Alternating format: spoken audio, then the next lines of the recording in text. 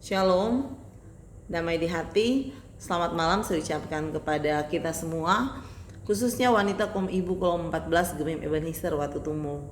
Baiklah, saat ini kita akan membaca dan merenungkan firman Tuhan melalui pembacaan Alkitab sepanjang minggu ini, yaitu Kisah Para Rasul 5 ayat 1 sampai dengan 11. Tetapi saat ini wanita kaum ibu kolom 14 kita hanya membaca Kisah Para Rasul 5 ayat 9 sampai dengan 10, yaitu hanya 2 ayat saja. Sebelum kita membaca dan merenungkan firman Tuhan, mari kita minta pertolongan tuntunan dari Roh Kudus. Kita berdoa. Terpujilah Engkau Bapa dalam surga, Bapa yang selalu mencintai kami, Bapa yang selalu melindungi kami. Pada malam hari ini kami akan membaca dan merenungkan firman-Mu Tuhan. Walaupun kami menggunakan media online untuk memberitakan firman-Mu, tetapi kami sangat bersyukur Tuhan, kami masih diberi kesempatan untuk dapat membaca, merenungkan, serta dapat kami lakukan dalam kehidupan kami sehari-hari. Biarlah Tuhan, pembacaan ini tidak lalu dengan sia-sia, tetapi akan menjadi pedoman dalam kehidupan kita, khususnya sebagai wanita kaum ibu. Tuhan Yesus, berkati kami, berkati firman ini Tuhan, dan biarlah Tuhan yang akan selalu menolong kami. Jangan biarkan iblis berenggut, iblis mencuri benih firman yang akan disampaikan pada malam hari ini. Ini doa kami Tuhan, yang kami bawa dalam anak-Mu Yesus Kristus, Tuhan dan Juru Selamat kami yang hidup. Amin. Wanita kaum ibu yang diberkati Tuhan, saat ini kita akan membaca melalui Kisah Para Rasul 5 ayat 9 dan 10. Kita ambil 2 ayat saja. Kita mulai ayat 9. Kata Petrus, "Mengapa kamu berdua bersepakat untuk mencobai Roh Tuhan? Lihatlah, orang-orang yang baru mengubur suamimu berdiri di depan pintu, dan mereka akan mengusung engkau juga di luar." Lalu rebahlah perempuan itu seketika itu juga di depan kaki Petrus, dan putuslah nyawanya. Ketika orang-orang muda itu masuk, mereka mendapati dia sudah mati. Lalu mereka mengusungnya keluar dan menguburnya di samping suaminya. Demikianlah firman Tuhan pada saat ini, dan adapun tema sesuai dengan renungan harian keluarga pada tanggal 30 Juli 2021, yaitu dengan tema Tuhan adil dalam bertindak. Itu yang sudah kita baca pada Kisah Para Rasul 5 ayat 9 sampai dengan 10. Wanita kaum ibu yang diberkati Tuhan, ada ungkapan yang sering kita dengar tentang hukum tabur tuai. Siapa yang menabur, dia yang akan menuai. Dan jika kita menabur kebaikan, pasti kebaikanlah yang akan kita tuai. Tetapi sebaliknya, jika kita menabur kejahatan, maka kita sendirilah yang akan menuai kejahatan. Sekalipun dalam ajaran Kristen, hukum tabur tuai tunduk pada hukum anugerah yang hanya bisa diberikan belas kasihannya oleh Tuhan kita Yesus Kristus sebagai penyelamat kehidupan kita. Setiap orang percaya yang sementara menjalani kehidupan ini terpanggil untuk hidup dalam kebenaran, kejujuran, dan jangan berdusta. Bahkan harus bersikap tegas menolak segala kejahatan, sebab Tuhan adil dalam bertindak.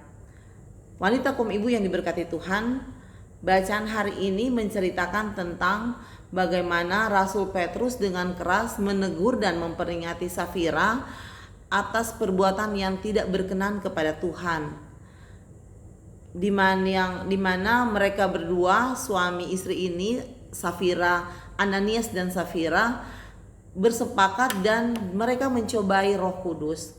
Bahkan seketika itu juga terjadi hukuman yang menimpa baik itu kepada Ananias maupun kepada perempuan atau istri dari Ananias, yaitu Safira, di mana di depan kaki Rasul Petrus, Safira ini rebah dan putuslah nyawanya. Sangatlah berakibat fatal karena Safira yang tidak jujur, mereka melakukan persenggolan dengan suaminya, menjalani kehidupannya, khususnya menahan hasil penjualan tanah untuk kepentingan bersama sebagai gaya hidup jemaat pada mula-mula, tetapi mereka bukannya memberikan semuanya itu, tetapi mereka membaginya, sehingga mereka mendustai Roh Kudus. Sebagai keluarga Kristen, hendaklah kita tidak boleh berdusta dan menipu untuk melakukan sesuatu. Allah yang berdaulat, yang menyatakan kasih dan kemurahannya tanpa batas, tidak mau berdaulat, tidak mau kedaulatannya dipermainkan dan tindakan yang menipu dan mendukakan roh. Tuhan menginginkan anak-anaknya supaya jangan melakukan kebodohan untuk menipu dan mengambil resiko untuk mencobai Tuhan.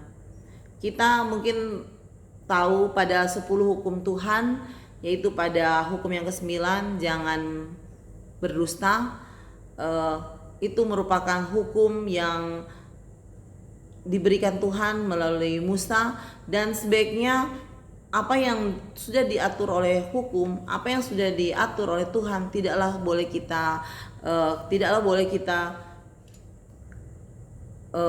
permainkan, karena aturan yang sudah diberikan Tuhan harus kita lakukan.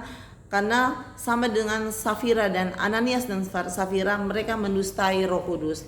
Tuhan tidak menginginkan hal tersebut. Begitu juga dengan kita sebagai wanita kaum ibu, kita sebagai tiang doa dalam keluarga, janganlah kita berdusta, karena kita tahu bersama bahwa di dalam keluarga kita adalah model atau role model untuk anak-anak kita, untuk tetangga kita, bahkan untuk lingkungan kita. Kita adalah cermin bagi semua. Dan jika kita sebagai wanita kaum ibu berdusta kepada anak-anak kita, kepada suami kita, maupun kepada lingkungan kita, maka kehidupan kita tidak akan nyaman. Kehidupan kita akan selalu dihantui oleh kuasa-kuasa kegelapan, di mana kuasa kegelapan itu akan memampukan kita untuk berdusta, dan itu sangat dibenci oleh Tuhan. Olehnya, marilah kita dalam hidup kita, Tuhan selalu mengajak agar supaya kita dalam hidup kita selalu benar dan selalu jujur, karena hal tersebut yang selalu diinginkan oleh Tuhan. Itu akan menyenangkan hati Tuhan, dan biarlah Tuhan akan selalu menyertai kita dalam segala perbuatan kita, agar supaya kita dalam melangkah dalam menghadapi kehidupan ini sebagai wanita kaum ibu, sebagai istri dan sebagai ibu, akan selalu berada dalam koridor yang Tuhan sudah berikan. Jangan pernah kita mendustai Tuhan, jangan kita pernah mendustai penolong kita, penyelamat kita, karena Dia sangat membenci jika kita melakukan hal tersebut. Tuhan Yesus akan memberkati kita. Amin. Baiklah, saat ini kita akan doa tutup, dan saya undang jemaat wanita kaum ibu untuk doa bersama-sama dengan saya, dan mari kita berdoa. Terima kasih banyak Tuhan, karena kami masih diberi kesempatan untuk mendengarkan firman-Mu melalui Kisah Para Rasul 5 ayat 9 dan 10, di mana Engkau memberi pelajaran kepada kami wanita kaum ibu. Baiklah, kami tidak boleh ada persengkongkolan dalam dusta, karena itu sangat menyakitkan hati-Mu. Tuhan Yesus, biarlah firman ini akan kami pegang, dan biarlah kami tidak akan melakukan hal-hal menipu, berdusta, baik itu kepada suami, anak-anak, maupun kepada lingkungan kita, terlebih kepadamu. Dan biarlah kami sanggup untuk melakukannya ini. Terima kasih atas semuanya Tuhan. Berkati bagi keluarga-keluarga yang ada di kolom 14 Gemim Ebenezer Watutumo. Teristimewa Tuhan, Engkau memberkati saudara-saudara kami yang saat ini dalam keadaan terkonfirmasi dengan virus corona. Biarlah kasih Tuhan akan memberikan kemampuan kepada mereka dalam menghadapinya. Biar mereka akan terus diberikan kekuatan sehingga ada pemulihan dalam kehidupan mereka.